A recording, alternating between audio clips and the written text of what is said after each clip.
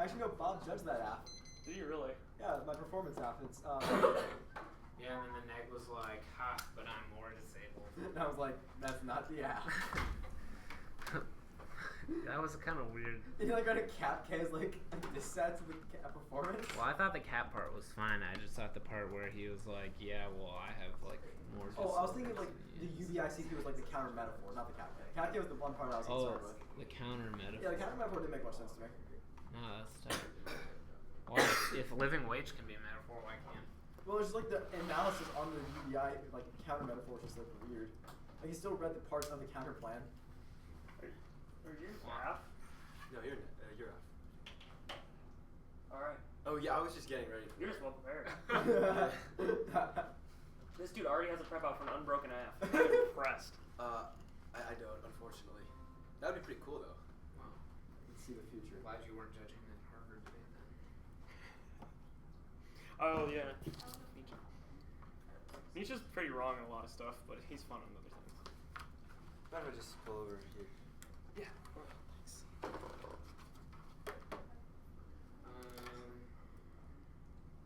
Yeah, I'm good. I'm good as well. Everybody ready? Yeah. The creases in my hands are etched with withering sanity. My furrowed brow is carved with lines of distress. My expressions echo amid shadow, shadow that haunts me, that inhibits my prose, obsession and ritual. My flows are stained with blood, in which lines of words become patterns and possibilities, blossoming into fruition. Nietzsche always said the path to one's heaven comes through one's own hell, but what happens when two are no longer distinct? This is a representation performance of the masochistic relationship I possess with illness. My obsessive-compulsive disorder makes debate a torturous activity which causes constant pain and near insanity. My firm affirmation of debate and my presence with that activity is a form of masochism, a chosen subjection to pain. It is the shadow that haunts my words and shapes my mind from distress. Hours of pacing, going over details, performing prose that has already been inscribed 1,000 times.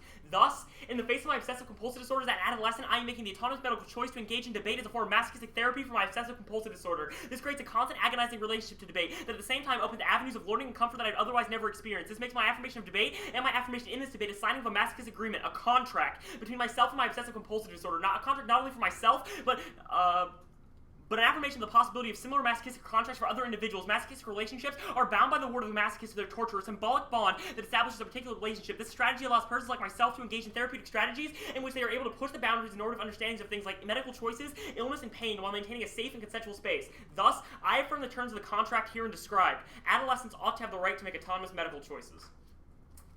Masochistic affirmation of illness, such as that of my OCD, brings freedom through its amplification of life sensation, produces a masochistic constraint that allows meditation on the body, and release from societal norms an open space of creativity. This relationship to illness allows multiplicity of desire and escapes from normative structures of organization. Musser 14.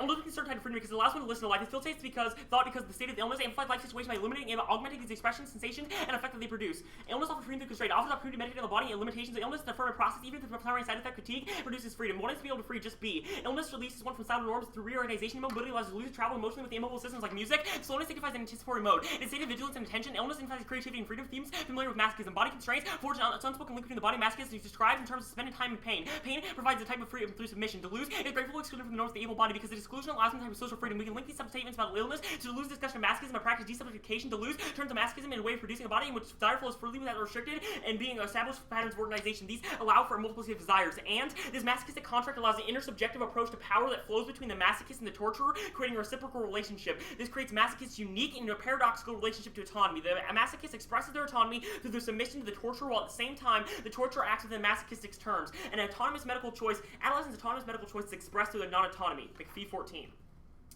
The contract of concrete element, the establishment of the interplay of power, and this intersubjectivity, taking on a crucial function in ensuring and being and seeing are separate, but all the time it may not appear. Now, the masochist appears to be held by real change, but is bound by the word alone. It is by the means of contract the roles of each partner negotiating. The masochist may orchestrate events according to his or her own terms in advance. Thus, the masochist acts as the director of their own play. Their control is assured by effectively disavowing the enactment of the submission that unfolds. This is pivotal to the argument that masochist subjectivity should not be equated with powerlessness and passivity, but instead a position that entails pleasure through which chosen submission and mastery, which must be taken into account when considering masochist subjectivity and intersubjectivity. It emphasizes the importance of recognition that flows equally through the pair. The masochist contract is a mechanism for ensuring the vital aspect of reciprocity and recognition within the masochist scenario. Thus, certain the primary signify the disavowed agency, the control of the masochistic, and the balance of power in such relationships. The contracts that fulcrum around the masochist pleasure and desire necessarily serve a working manifest and define the other crucial elements of the masochistic aesthetic. And sadism is based on the abomination of contracts and cooperation and accumulation of victims through sheer number that erases subjectivity and replaces it with mathematical repetition. Masochism and contract affirms pain through consensual alliance and immense subjectivity created by its opening of spaces to possibility. This creates non-hierarchical education that is productive for both the torturer and the victim and is a therapeutic strategy. In contrast to the sadistic nature of non-education, which is based in destruction of cooperation and eradicates creates educational spaces through imposition. Masochism avoids sadistic abominations via the masochistic contract. Deleuze 67.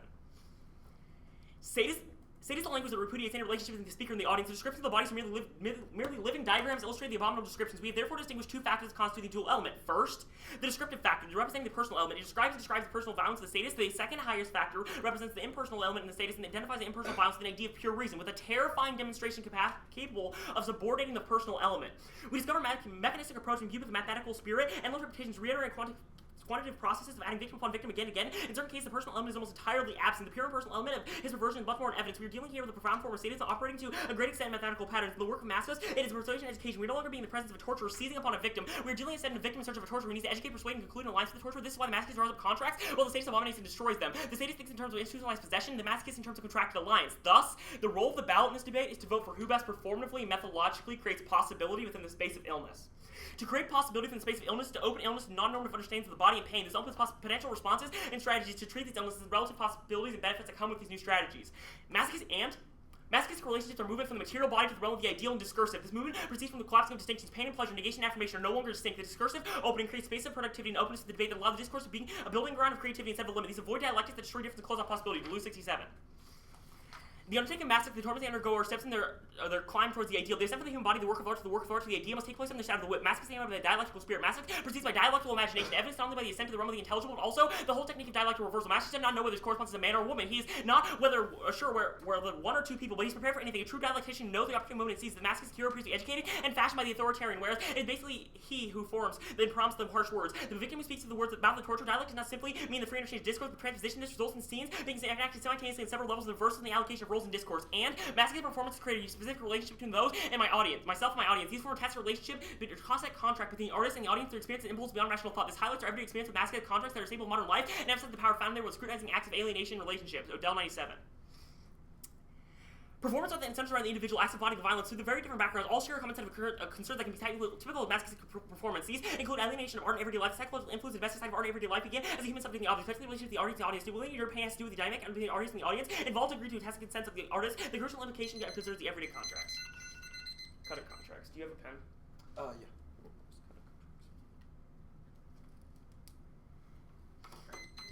Please have that last page, please. Let me know when you're ready. Yep. Start now. So, does the poem at the beginning of the aff generate offense for you? Well, it depends what you mean. Like, the poem itself is not. Okay, it's so not like, an argument so much as it's an effectual expression. Alright, okay, awesome. So like, I don't need a counter performance or like a counter like poem or anything like that, right? I don't think so. The role of ballot indicates it needs to be performative and methodologically, but I'm willing So to. what is performative? What does it mean? Yeah, I'm getting to that. I'm open to whatever, open to a question of what it means for performative, right? Like the aff is a performance of masochism, so I guess that would be framed by whatever NC you read or whatever, like. Okay. Let's talk about what you advocate. So, do you defend the resolution in its entirety, or do you just defend your ability to participate in debate as medical choice? Like, I defend it parametricized to the idea of masochism. Parametricized to the idea of masochism. Yeah. So, like, any other instances than you participating in debate, or an individual with OCD participating in debate?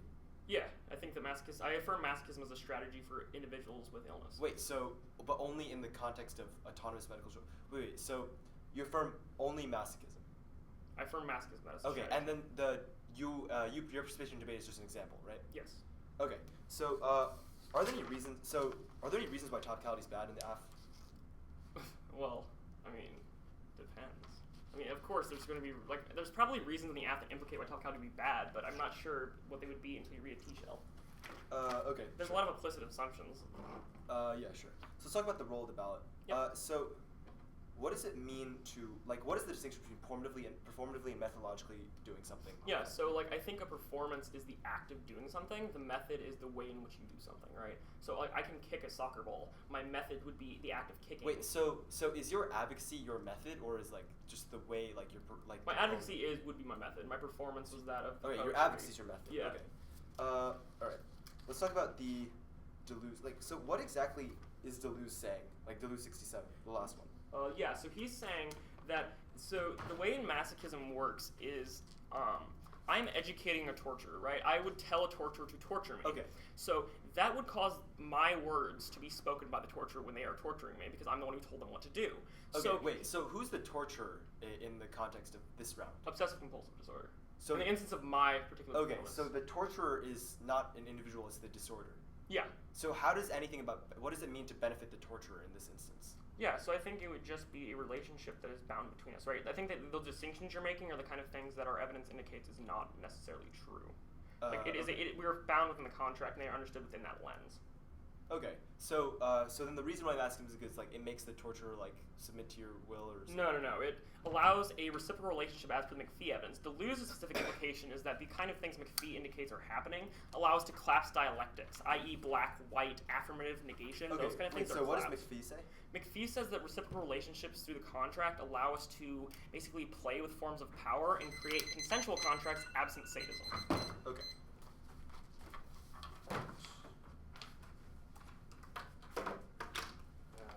I'm gonna start now. Oh fuck. Okay.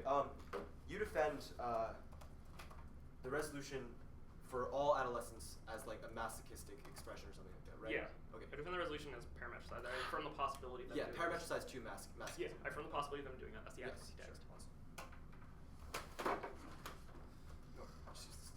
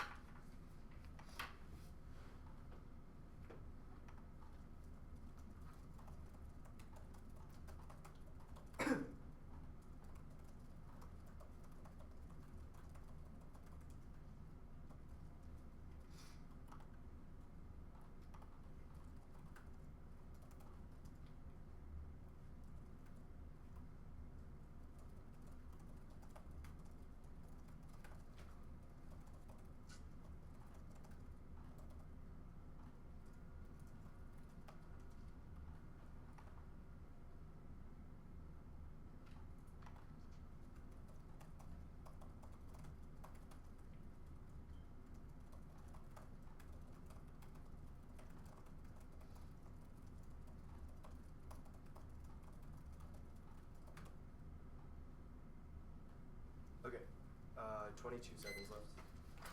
I'm not sure if your time is the same thing. What would you say? 22 seconds. So yours is going to be 2 off AC. Can you flash it? Yeah, sure. Do you want to put it in one document? That'd be great. Yeah. Do you have a flash drive? Should. I'm sorry. Quarter beautiful. Yeah. You'd probably find mine faster than I can find it. You'd probably find yours faster than I can find mine. I have one just in case. Yeah. I can't find mine yet. Thank you. That's my bad.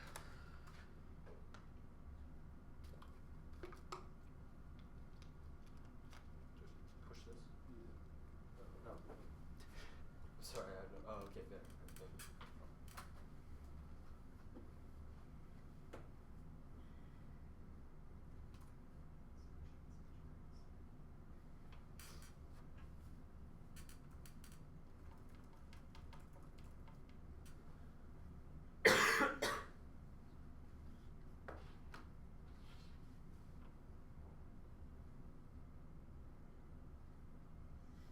Let me just delete all this stuff. You said 2 alpha in case, right? Yeah.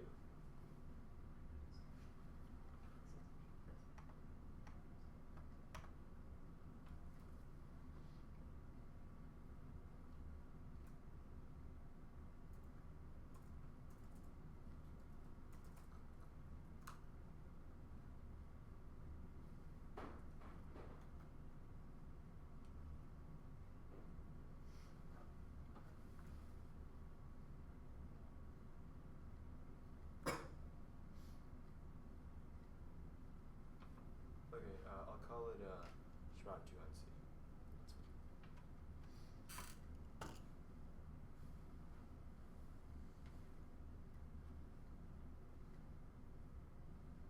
Or just throw me the drive and start. I'll catch up.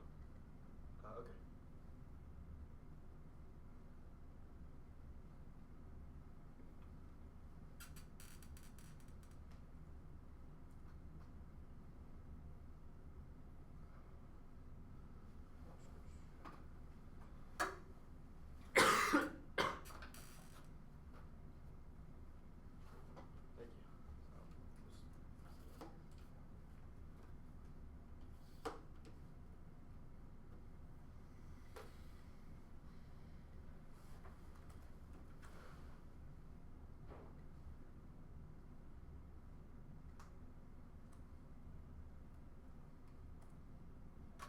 Thank you.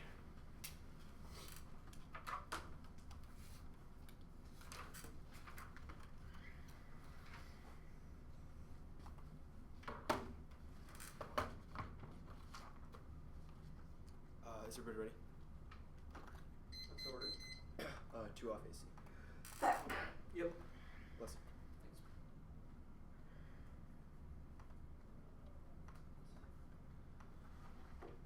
Do you have a Yep. Yep. Okay. First off, part 1 is framing the role of the ballot and judges to endorse the method of liberation strategy for the disabled. As students participating in the political debate, we must put disability at the center of discussion. This is essential to change the way that disability is represented and conceived. Rubio 3. Representation of disability sets the terms for public policy. The state needs to enhance participation among citizens. The point is to stress central practice where practical works is very polity. Only when we foster equal participation can we have a truly participatory debate. We can think of deliberative democracy as abstract. We should remember debates over the meaning of parity set terms for debates about embodiment. There is good reason to make disability central to our theories. Since we incorporate the greater chances deliberation will enhance collective practice to recognize each other as entitled to dignity. Those who participate in political debates have an obligation to enhance the abilities of citizens with disabilities to participate. Part 2 is the link. The affirmative rejects dependence. The fetishization of independence perpetuates ableism. The accounts for autonomy within liberal philosophy stress self-determination and the dignity of all individual persons, but exclude people with intellectual disability from moral political theories by denying the capacity of our individual autonomy. Davy 15. Disability studies cognitive ableism in philosophy. Philosophical conceptions of autonomy reveal as cognitive bias. Autonomy is understood as the capacity for self-determination. Concepts of personal autonomy have become central within disability advocacy due to oppression that people with disability have experienced through the domination of individual-based models. Liberal notions of autonomy not adequately accounting for social and relational nations of persons deny personhood people with intellectual disability through ideas of rational independence. Theorists modeling autonomy have tried to reconcile individual autonomy. Their accounts fall short of people, including people with intellectual disability. Autonomy's ideal of rationality stigmatize those who cannot comply with them. Institutionalization shows policy becomes oppressive and dehumanizing. If this other individual cannot express claims independently, it is possible to offer assistance in articulating desires and preferences and make legitimate decisions on the other person's behalf. Able-bodiedness is implicated in the foundation of legal autonomy. Any affirmative policy, any affirmative advocacy perspective default of normalcy that lies at the center of ableism. This also means that representations matter. Campbell 13. Able-bodiedness is implicating the foundations of law. It is in the terms of jurisprudence of deliberative capacity. Able-bodiedness establishes itself as the origin of imitation and distraction from this normative compulsion. Aroused suspicion, discourse, and practice actively produces a disabled subject at law. Cut the card there. Part 3 is the impact. Ableism undermines true autonomy. This turns the case. Lomolino 15. Social structures can result in external constraint to autonomy. Ableism, part of social practices or institutions, unjustly decreases people available option whether or a doctor acting from races or sex beliefs. Limits patient's option. Second, ableism impedes autonomy is that oppressed people have far less power in their relationship. Dependency can result in disparate power in relationships. The fear of no longer receiving necessary care can cause people to not make autonomous choices. Power deficiency can cause persons to feel intimidated and not make necessary input regarding medical treatment. Part 4 is the alt. The alternatives to reconceptualize autonomy as a relationship between the community, family, and the patient. Only holistic understanding the factors shaping individual decisions can solve. This is mutually exclusive because it denies the possibility of adolescent autonomy. Dave 15. The position of people with intellectual disabilities seen as marginal exceptions to a rationally independent autonomous norm. Autonomy should be understood as a relational dynamic and ongoing negotiating of self within independent relations that requires relationships to be organized in a supportive manner. Responsibility for autonomy needs to be shared on a community level rather than placed primarily on the individual. A model of autonomy that captures notions of interdependence is crucial to the realization of autonomy for people with intellectual disability through a network of relationships that require support rather than as a status. Standard accounts for autonomy create inaccessible philosophical environments by focusing on individual capacity. A model of autonomy is needed that takes the vulnerable individuals as a starting point. Autonomy is not purely a private individual matter. No permutation of the critique is necessary prerequisite for understanding the way social structures influence autonomous medical decision making. Ho 08. Autonomy is generally assessed in an individualistic manner. This individualist approach echoes the mainstream view of the power as the power to dominate another that focuses on refraining instances of direct domination. Autonomy consists of a subordination. A subordinate agent is not in the power of the dominant agent who directly imposes choices. Individualist framework makes the significance how the social structure and institutional framework shape people's decision-making process. Decisions are embedded within a complex set of social relations, practices, and policies that structure individual selfhood. It is impossible to assess autonomy without evaluating how the interconnected structural frameworks foreclose opportunities are to determine how individuals approach various healthcare situations. Second off. A is the interpretation. Debaters may not specify to a particular type of medical choice and defend only that. The resolution phrasing of medical choices means it's a generic bare rule and thus cannot be affirmed by individual examples. Nebo writes using the example of just governments. Some noun phrases, including articles like the, demonstratives like these, possessors like my, or qualifiers like all, these words are called determiners. Bare plurals, including just governments, lack determiners. If just governments is a generic bare plural, then debate is about just governments. B is a violation. The app specifies to only medically autonomous choice in the instance of masochism. See the standards. 1. Textuality of the phrase. Medical choice has no article. If not, it's not a, some, many, etc. Since it's a very generic plural, your advocacy simply does not affirm the resolution. So it's a jurisdictional issue. You can from the advocacy. Further, textuality is based on all prior and prep, meaning the only way to fairly ensure both papers can access the ballot with their arguments. Also controls the internal to all in our with all unique education after debating. 2. Division of ground. This topic is gigantic. There are probably thousands of different diseases, ailments, and ways of dealing with them. Spec lets you defend instances of trivial affirm like adolescents should be able to choose to get a life-saving cancer treatment, meaning there's no ground for the neg and no clash. I can't know what random different procedure will defend giving negs absurd research cues. D's a voter. Better voter because debate is a competitive activity with wins and losses. The ballot tells you to vote for the better debater. You can't determine that if the round is skewed by interest that advantage from the debater. And fairness comes first. Firstly, it precludes knowing who won a layer of Massey et al. Fairness constrains substantive abuse skews the judge's evaluation of who did the better debating on substantive layer constrains previous impacts for the same reason. Even if the better debater is the person who resists oppression the most, abuse skews the judge's evaluation of who did that. 2. A fair version of the F solves my impacts because if you're fair and equitable, you access my impacts as well as yours. We'll still get a good discussion relating to the issues that you talk about. 3. No impact. I can get an education and learn about a particular role about out of round, but fairness is necessary practice that must be practiced within the round. 4. Inclusivity. An unfair model of debate kills the incentive for people to learn debate in the first place. That link turns all of their offices to no incentive to do any work, read and come to tournaments or to learn anything. Spice and lie. Affording each competitor a fair chance of victory is integral to continue to existence of debate. The game is slanted toward one competitor, the other are likely to go home as they don't have a realistic shot of winning. The incentive is to work harder to develop innovative arguments would be non-existent because wins would not relate to how much research the team did. Prerequisite debate existing and also means that I hijack the internal link to the benefits you're all about. 5. Legitimacy. If debates aren't fair, then people won't think that the critical debate is legitimate since they'll think that it's merely an exclusionary move rather than a real substantive intellectual decision-making issue. Thus, unfairness undermines the education argument out of the world about. 6. Reading unfair ACs only incentivizes avoiding the substance of the app. Lots of judges find T against such strategies largely legitimate, and the argument does have a stronger link. But if the app is more reasonably fair, then frivolous arguments look worse, and debaters more likely to engage. And drop the debater because substance are excuse. You can't drop the argument, go back to other parts of the flow. Being forced to engage on top unfair ACs, putting me behind on substance, which also means theory the T card source. Abuse the NC was because I couldn't use fair topical prep. Drop the debater is also key to deterring non-topicality because otherwise we would just want to be abusive with the time trade-off. Use comedic interpretation because reasonable is arbitrary, especially with definitions that carry subjective interpretations, and topicality is about the best interpret the topic. So out of round impacts matter, whereas reasonability limits arguments that are still relevant. So now go to the F. Firstly, there's no torture, so this means that he has no link to masochism because disease cannot be a torture, and illness cannot be a torture because an illness is just something that causes you pain. If anything that causes you pain is a torture, then that undermines the link between torturing in the first place, because his argument is all about how you're telling the torturer to do something, but the torturer cannot be told to do something if torture is not a person. It's just some like physical ailment that is just going to do things no matter how you deal with it. Secondly, There's no reason why you need autonomous choices in order to deal with this, because in any context, no matter who's making your choices for you, you can still choose to subject yourself to sorts of pain, or subject yourself to, or deal with your illness in a way that causes you pain. There's no reason why like you need to make autonomous choices for this. For example, your parents could like tell you what to do, but you could still engage in masochistic relations. Also, new cross applications of arguments to deal with like arguments like T should allow new two-and-out responses, because I don't have the argument in the context of fairness or topicality in the first place, so I should get new responses because there's a full argument isn't there. All right, you ready? Sorry, one second. Yeah, I'm ready. On the K. So your link evidence indicates that autonomy's bad. Your impact evidence seems to indicate that autonomy's good.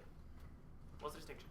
The distinction is that the rhetoric that you use of autonomy and individualized, like rejecting dependence and like focusing only on like an individual's ability to make a decision by themselves undermines your rhetoric about autonomy. So what is true autonomy as per your Lomelio evidence? True autonomy is just the ability to like. Lomelino doesn't talk about true autonomy. It just talks about why you undermine your own conception of autonomy. Okay, so how is that an impact? How does that not link back into it? It seems your benefit of the K is that you allow real autonomy to happen or whatever, but that seems to be like real autonomy must be in the context of social structures as well. Okay, fine. Then on T, what are bare plurals? Bare plurals are non-modified plurals. For example, if I said like some adolescents or like some medical choices, then that would no longer be a bare plural. Okay, so Niebel seems to be talking about the idea of semantics. How does that relate to questions of like fairness? So like how is semantics a question of fairness? Like how we semantically interpret the resolution is a question of like what the resolution is and how the resolution will be interpreted like most predictably. Okay. That's the first thing. And the second thing is that even if semantics aren't true, I make a division of ground argument, which is not linked to semantics, it's linked to pragmatics. It's that if you have the ability to just specify to certain medical choices, that like explodes your ground, because like you can just defend trivially true affirmatives. Okay, so why aren't those affirmatives after ground? Wait, sorry, what? Like, what is the justification for why we shouldn't be able to defend trivially true affirmatives? Because then there's no way for us to have a discussion. Like any reason why like engagement is good or education from like in-round clash, also fairness. Any reason why fairness is good is probably a reason why you shouldn't. Okay, so if I read like a brick wall app, and then you read what is brick wall? Like a polls app or something, it obviously affirms. And then you read an NC that is just like a different philosophical theory. How does that not allow the same amount of engagement? Just a question of a different type. Well, firstly, even if that solves back for education, that doesn't solve the fairness claims, because you still get a 2-1 skew when you're reading the polls app. Like you can like, there's no way for me to turn polls. And like also, even if it doesn't completely solve for education, because like you reading a polls app is like probably not educational, because it like forces us away from like important topical issues. Okay, but that answer would resolve the question of fairness then, or no, it would not resolve the question of fairness. Like it might resolve clash, but it would certainly not resolve fairness, because like I should still have the ability to turn the app. Okay. Then on the NC or on the K, why is the critique a necessary prerequisite?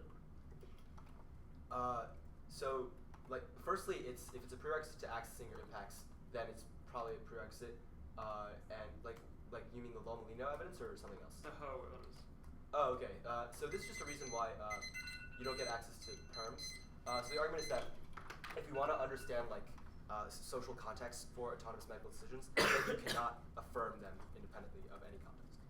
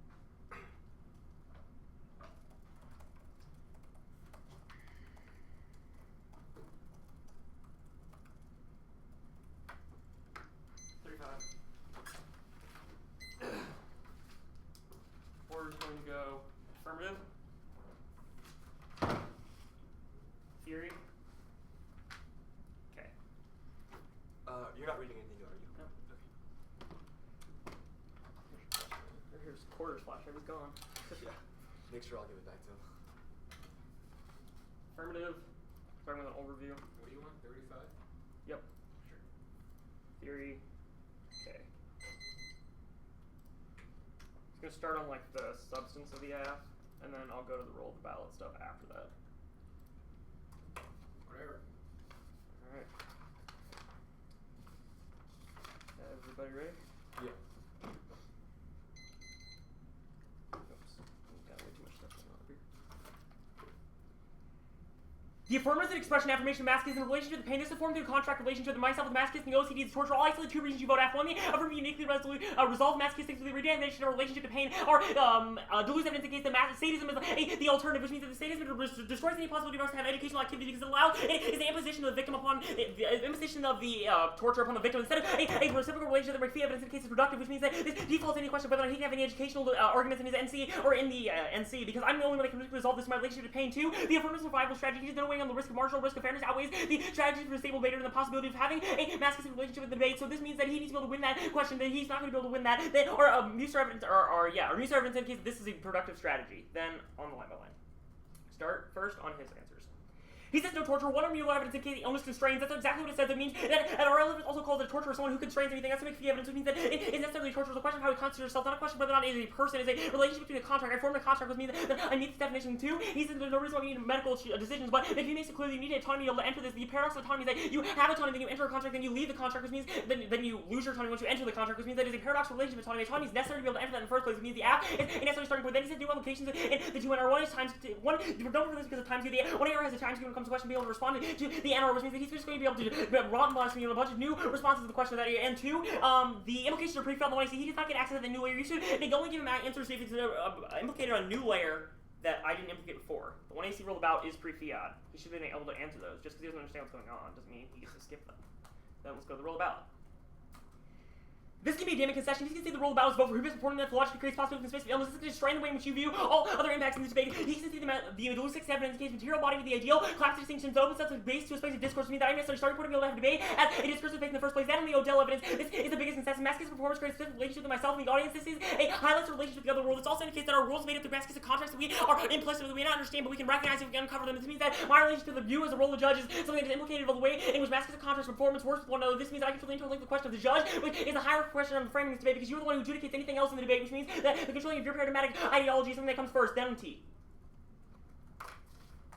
First, citizen DA, theoretical interpretation of form of statistic imposition upon a victim. I'll isolate two particular reasons. One, they claim you are unfair in education, then impose the punishment upon you. They are forced to start on the defensive. I'm forced to start on the defensive to defend myself from destruction. This is exactly what he talks about in the idea that they drop the debater argument. Then, the second link is that they see debate as merely a diagram which rules the lines of drum, which turns debate into a calculable mathematical game of analysis. This creates a few implications. One, creates on-education, destroys cooperation, and eradicates educational space of their imposition. This means the AC is a prior question to education voters, and is a necessary starting point for education. Two, citizen breaks down the masochistic contracts that Odell and makes up our intersubjective relationship. So, you can crossify the argument. Then McPhee says that these contracts would allow reciprocal relationships between person and law of fairness in the first place. This means fairness flows out because fairness can only happen through masochistic contracts. So he's conceded makes up the way in which we view debate, which means that I'm going to control the internal link of the question. We think what the fairness does come first, then on the bare plurals.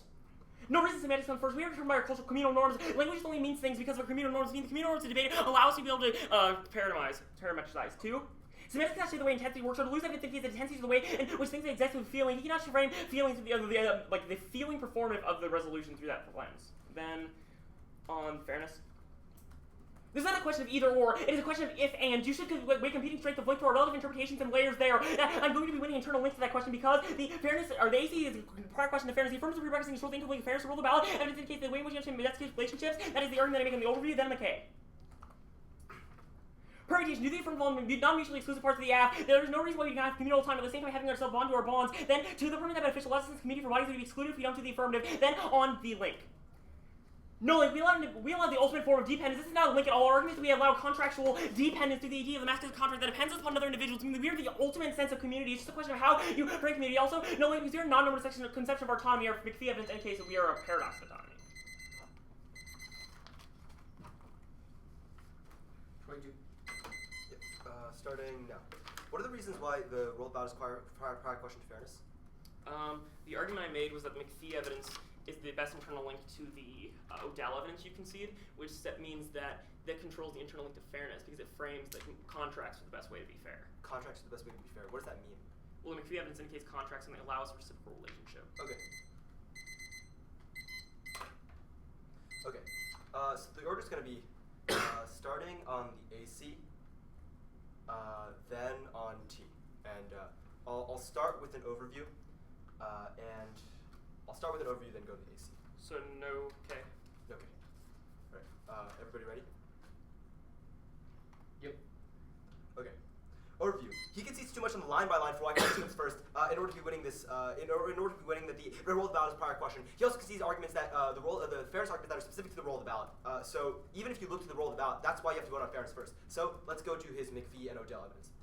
Firstly, just because contracts control the internal link to fairness doesn't mean that debating about contracts is going to be the fair thing to do. His argument is just that he debates about contracts, but that doesn't mean that having a topic that debates about an issue that relates to fairness means that you're being fair. So this argument goes away. Secondly, secondly, your role about still has the implicit assumption of talking about better debating, has who better meets the role about, which means that you're always going to be begging the question of fairness. And thirdly, so actually now let's go to the new to and our response stuff. First, he says 1 AR times Q. However, first we both have the equal amount of time, so there's no such thing as 1 AR times Q. Secondly, there's no 1 AR times Q. Since you just get to the extent arguments out of the app, and if there's a bigger times Q, if I have no ability to respond afterwards because I don't have the ability to understand the argument in full context afterwards. Then he says it's not my fault. Like 1AC is prefab. However, my argument is not that the 1AC is not prefab. My argument is that if there's no full context to the argument, if you cross-apply the arguments newly to fairness, newly to topicality, then I should get new answers to these arguments because I do not have the complete argument. An argument needs have a claim or an impact, but the impact is missing, which means that there's no way for me to actually answer the argument without knowing what the argument fully says. So do grant me new answers. But now let's go to the T shell. On semantics.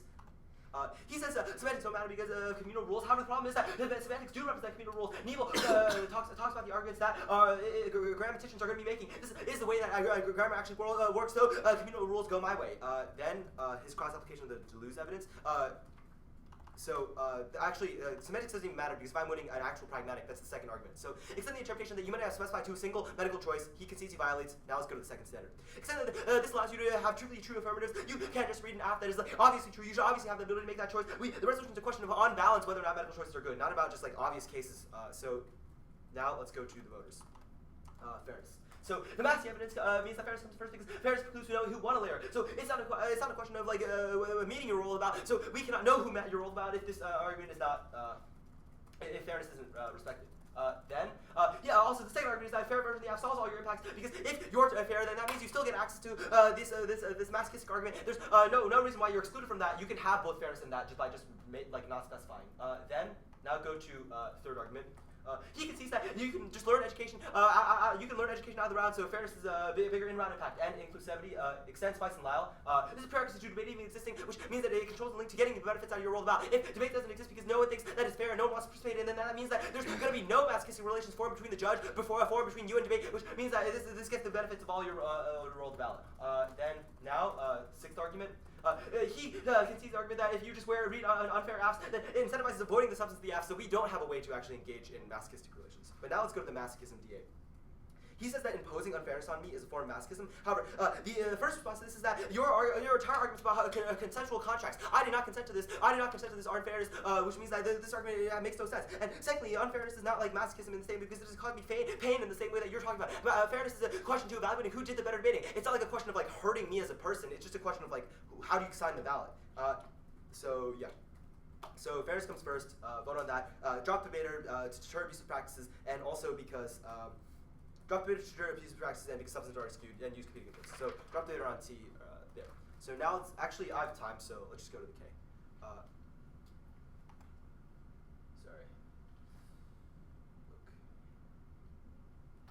On the link, he says that he has contractual dependence, which is the ultimate sense of communal autonomy. However, this has no link because contractual dependence is between you and yourself. Because your argument is still talking about your own disease. It's not about a person. So there's no contract between different people. It's only a contract between you and like your illness at best. So except Davy evidence, you still link because you prioritize autonomy, which is always going to be excluding disabled bodies because these individuals need a sense of community, need dependence on others, and then extend the Davy evidence. That's the alternative.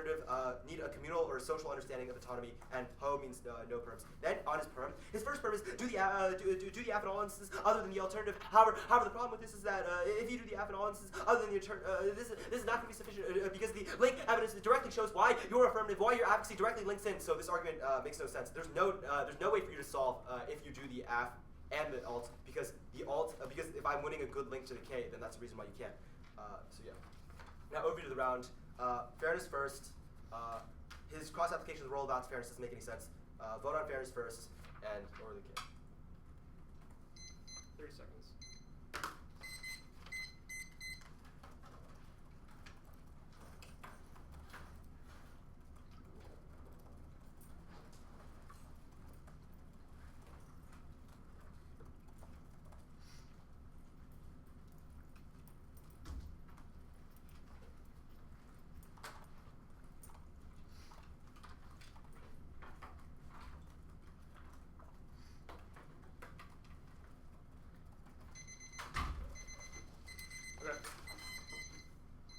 Order is going to go the argument I made on fairness about sequencing, basically, like the whole framework argument I made on fairness.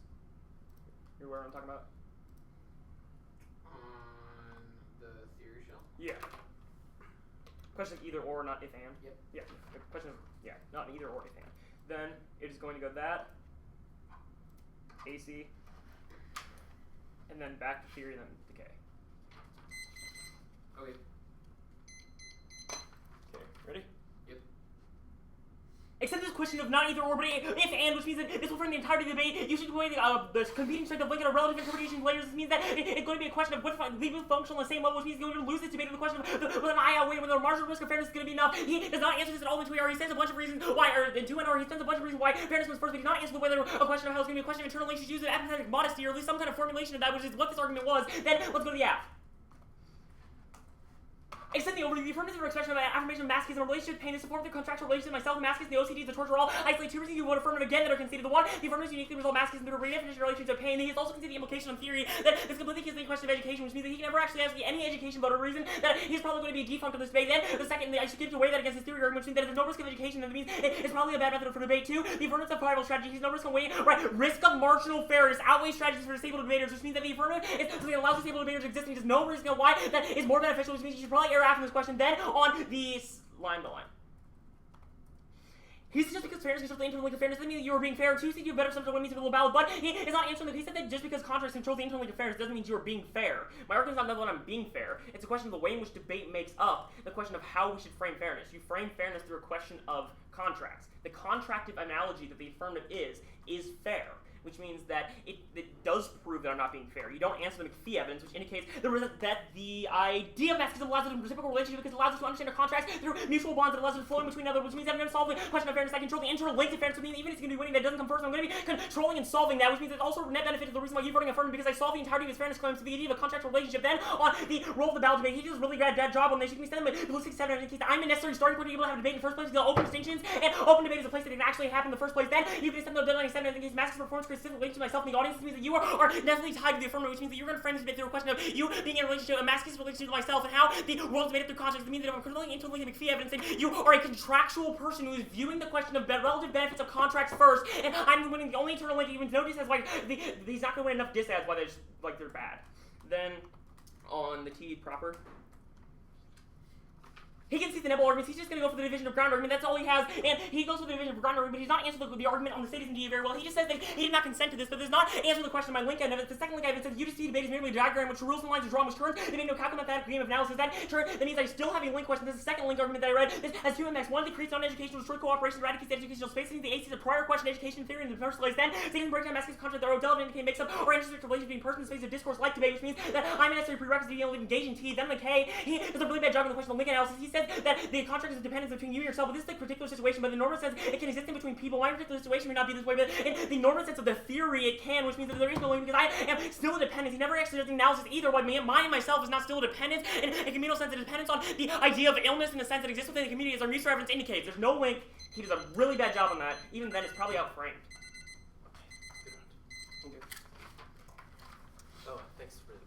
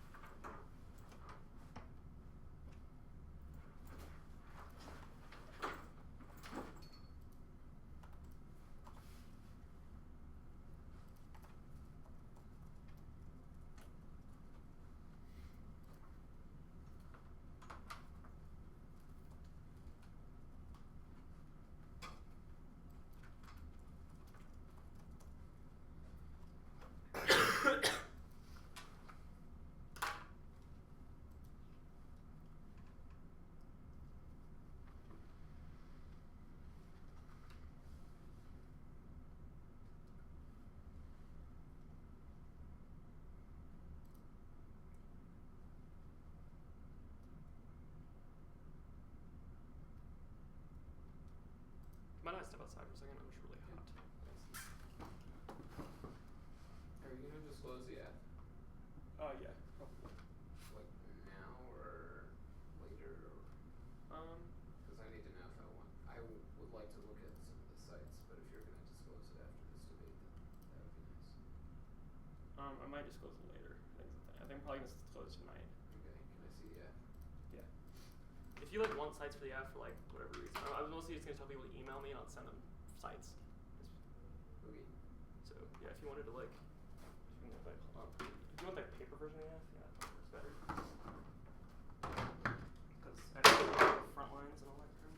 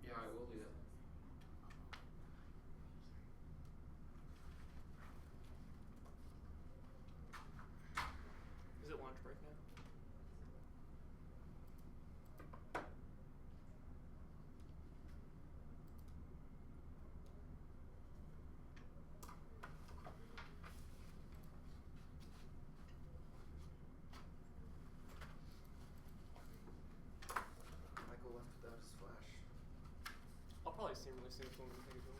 Awesome. Thank you. Good catch. Thanks.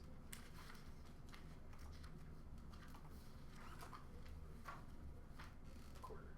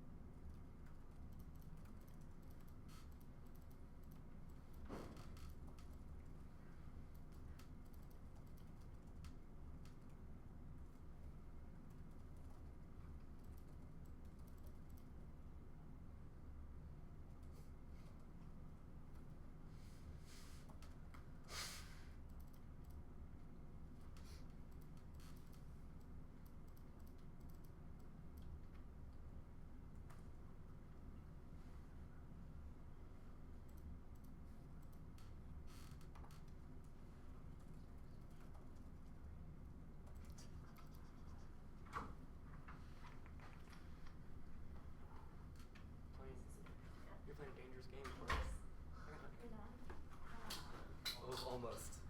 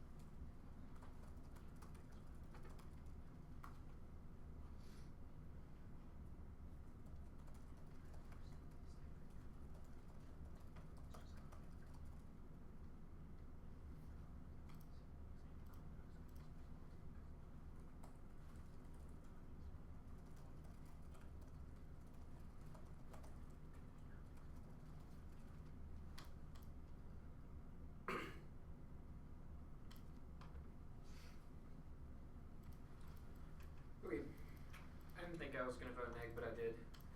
2AR is way too all over the place and drops a bunch of stuff on T, and I think the modesty framework ends up hurting you. So I look first at this contracts argument because it's a huge bulk of your strategy in response to T, and you say you determine what fairness is. I kind of like the case answers that 2NR gives here that are like, well, sure, but there are different conceptions of fairness. You might relate to fairness or talk about fairness, but not actually be fair. You both have competing conceptions of what fairness is in this debate. I think the ass is certainly more robust and fleshed out, which is good.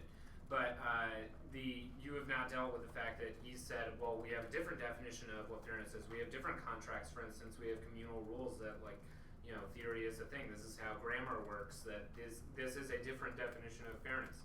I end up not deciding that debate on one side or the other because I think the 2AR extends this sort of modesty argument that's like, look, you shouldn't decide on any one prior question. So I am not thinking that fairness is just one thing in this debate. I'm looking at both of the impacts that both teams have to fairness.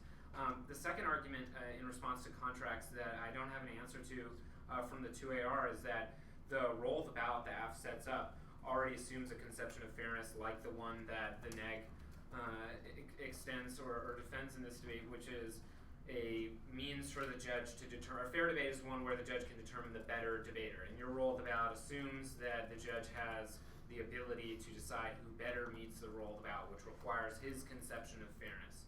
I don't have a real response to that argument in the 2AR, so while I'm not going to go ahead and vote neg and say, oh, the traditional definition of fairness is a prerequisite to any of the contract stuff, I think it means at the very least I'm considering neg impacts and not excluding them on the basis of these extensions out of the AF. The main argument that is, the main two arguments that are dropped that matter to me for voting neg and on the impact level are this number 2 that says a fair version of your AF solves your impacts. So he says you could have your masochistic relationship to illness or OCD or debate or to a judge or whatever you want to do. You just can't specify a particular advocacy. And the extension of the Spies and Lyle evidence that the traditional conception of fairness is a prerequisite to debate existing. So you wouldn't further this masochistic relationship if we don't have a fair debate. I don't have a response to either of those arguments in the 2AR, and those are huge pieces of defense at the very least against your extension of the 2 reasons to vote AF on case. So the number 1, that you can uniquely resolve your relationship to pain or anyone's, and 2, that this is a productive survival strategy, which is the Musser evidence. I think that you could have both of those. That he makes essentially a topical version of the AF argument that you could defend a version of your AF, and that gets at those impacts. So if it's a pure impact debate, I think the traditional conception of fairness has certain benefits like division of ground, neg ability to engage, ability for the judge to determine who did the better debating, and can solve the majority of the AF. To beat these arguments, you would need to say something like, there's a DA in this particular debate to voting on topicality, that you should not consider a world where there is a fair version of my AF versus my AF. You should consider my performance and methodology versus his performance and methodology, and stress more that aspect of the AF and Isn't that extending the what role the of ballot. sadism DA was doing? Which argument in the 2AR are you talking about? Like the whole disad I read in the 1AR, the link about the way in which theory assumes things are calculable and mathematical. So I thought that the extension of this in the 2AR was not very clear at all. It was impacted. So what I have written is extend diagram rules of lines analysis. I still have a link to this, and there are 2 impacts. 1, it eradicates educational space. 2, it's a prior question, cross-app the Odell evidence. I took that to be an answer to his education impacts, but not an answer to any of the fairness stuff that he extends in the 2NR. And I grant that you have thoroughly beat any risk of education impact, especially with the extension of the number 1 on case that destroys possibility of education, and the activity to resolve relationship to pain comes first. That's a prereq to possibility of education. but I really don't know what that argument does to answer fairness in the 2AR. And, you know, I try to make sense of some of this stuff when you say like cross app Odell. I'm like, okay, I'm gonna look at the Odell card and try to come up with an idea of how this can take out fairness. And you know, I try to give you a good bit on that, but I just don't have that impacted well in the 2AR at all. If it takes out fairness, or if it takes out education, I can still vote on the kind of division of ground you can read trivially true halves standard. I also think he has, maybe I mentioned this, I'm not sure, I think he also plays some defense on contracts, where he says like, oh, there are other contracts, like I didn't consent to this particular contract, I consented to a different one that said like debate the topic. And so while you have a lot of pieces of evidence in the AF about how this particular contract is good, if it's about contracts defining fairness, your power to define is significantly mitigated by the neg saying I define it a different way. Makes sense. Yeah, I thought the 1AR was quite good. Maybe a little light on the K, but you didn't have to do much there because the link level on the K is really poor in the 1NC. Like you've got to talk about the AF. You've got to say something about why these cards apply to the AF and not just a kind of stock topical AC. I think that there's some. I think you need offense on the T shell that is not just reliance on stuff you said in the AF. No, for the 1AR, I think you should just say things like. Well, I think you need to answer the fairness first. That was the number one. I mean, he's got 5 arguments at the very bottom. I think you need to line by line them. I think you just have to be more tech about this and don't let the 2NR stand up and be like, this was conceded. No new 2AR responses. That's the number one. And 2, I think you can just engage the substance of it a little better. So like arguments I did like were like semantics is bad because there is no a contextual way to understand language. Our communal norms define what is semantically valid. I thought that was a really good response, but that doesn't really get extended to the 2AR. And it doesn't end up mattering in this debate because he goes for division of ground. But I don't know, play some defense. Like show what are the possible neg strats to debate this AF. Have some offense on ground. I like that you go hard for your AF in this style of dealing with T. I think it's cool, but you should be able to add like 3 pieces of offense that are short and stretch the 2NR a little thin on winning the actual substance of his shell. Because as it is, you don't really have offense on why specific AF is better than a whole res AF, and that makes the 2NR's job real easy. Because all he has to do is go for fairness first. Yeah. Did y'all have any other questions? You know what it's supposed to be, right? Is low point win? I gave the AF a 29.